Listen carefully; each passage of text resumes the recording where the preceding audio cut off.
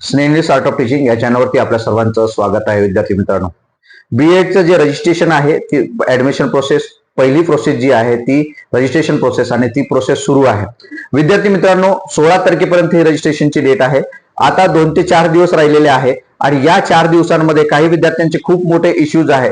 अजूनही काही युनिव्हर्सिटीचं रिझल्ट लागलेलं नाही, फायनल इयरचे रिझल्ट लागलेले नाही आणि यामुळे विद्यार्थी पॅनिक झाले आहे, घाबरलेले आहे की मला सीईटीला चांगला स्कोर आहे परंतु अजूनपर्यंत रिझल्ट लागलेला नाही आणि मला त्या ठिकाणी रिझल्ट टाकायचा आहे, मला रजिस्ट्रेशन करायचं आहे, रिझल्ट कधी लागणार आहे, सर कधी रिझल्ट लागणार आहे, या संदर्भात काही पाठपुरावा करा, कोणी कुलगुरूला भेटा, असे विविध ज्या अडचणी आहेत विद्यार्थी मला प्रश्न करतात, फोन करतात.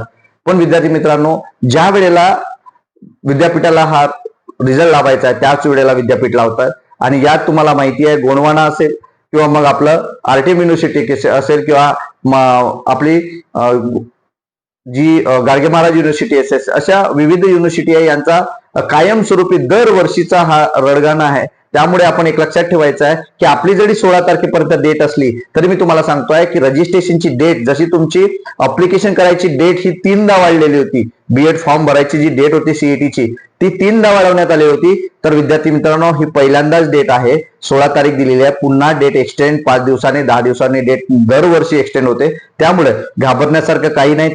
या 4 ते 5 दिवसांमध्ये तुमचा रिझल्ट लागेल. जे आपला गोंडवाना युनिव्हर्सिटी आहे, नागपूर युनिव्हर्सिटी आहे, या संदर्भात सुद्धा सांगतोय येत्या 2 ते 3 दिवसात रिझल्ट लागणार आहे असं काही आपले जे विद्यार्थी मित्र आहेत, शिक्षक बांधव आहेत, प्राध्यापक आहेत, त्यांच्या माध्यमातून आपल्याला समजलं. तर विद्यार्थी मित्रांनो, तुम्हाला सांगू इच्छितो की घाबरण्याचं कारण नाही. दुसरी एक महत्वाची गोष्ट सांगतोय की जी ही प्रोसेस आहे, ही प्रोसेस करत असताना जे तुमचे कॉलेजेस आहेत ते कॉलेजेस तुम्हाला ऍड करणं, ऑल युनिव्हर्सिटीतले कॉलेजेस ऍड करणं, तुम्हाला जे पाहिजे त्या डिस्ट्रिक्ट मधले, त्या युनिव्हर्सिटी मधले ऍड करणं, तुम्हाला पुण्याचे टाकायचे आहे का, तुम्हाला नागपूरचे टाकायचे आहेत का, तुम्हाला चंद्रपूरचे टाकायचे आहेत का, गोंडवानाचे टाकायचे का, हा विचार तुम्हाला करायचा आहे. त्यानुसार ते ऍड करून नंतर तुम्हाला त्याचे प्रिफरन्स द्यायचे. पण त्यापूर्वी तुम्ही जे रजिस्ट्रेशन करणार आहे ते डॉक्युमेंट बरोबर असणं गरजेचं आहे. डॉक्युमेंट संदर्भात व्हिडिओ टाकलेला आहे. दुसरी बाब, त्याच्यानंतर काय होणार आहे तर त्याच्यानंतर तुमचं स्क्रुटिनी तुमचे डॉक्युमेंट तुमचे चेक होणार आहे. नंतर ते झाल्यानंतर तुमचं मेरिट लिस्ट लागणार आहे. कोणती जनरल मेरिट लिस्ट, म्हणजे सर्वांचेच नाव त्या ठिकाणी येणार आहे. त्यात जर काही तुमच्या चुका असल्या तर ते तुम्हाला एडिट करता येणार आहे. त्याच्यानंतर तुमची मेरिट लिस्ट लागणार आहे आणि असं झाल्यानंतर तुमचं प्रिफरन्स देणं आणि प्रिफरन्स नंतर मग लॉक करणं आणि पहिला कॅप राऊंड, दुसरा कॅप राऊंड आणि तिसरा कॅप राऊंड, अशा पद्धतीने ही प्रोसेस चालणार आहे. आणि शेवटचं असणार आहे 4था म्हणजे इन्स्टिट्यूशनल राऊंड.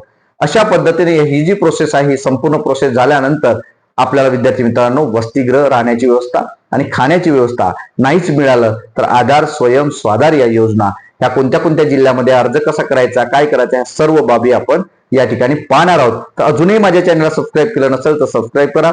घाबरण्याचं काही कारण नाही. तुम्ही ग्रुपला मेसेज करा. तुमच्या प्रत्येक प्रश्नाचं उत्तर हे स्नेहनीस आर्ट ऑफ टीचिंगचं डिस्क्रिप्शन बॉक्समध्ये दिलेली जी लिंक आहे, टेलिग्रामची लिंक आहे, व्हॉट्सअपची लिंक आहे, दोन्ही लिंकला जॉईन व्हा, ज्या माध्यमातून तुम्हाला उत्तर मिळेल. हेच आजचं अपडेट होतो. अपडेट कसं वाटलंय नक्की कमेंट बॉक्समध्ये कळवा. धन्यवाद.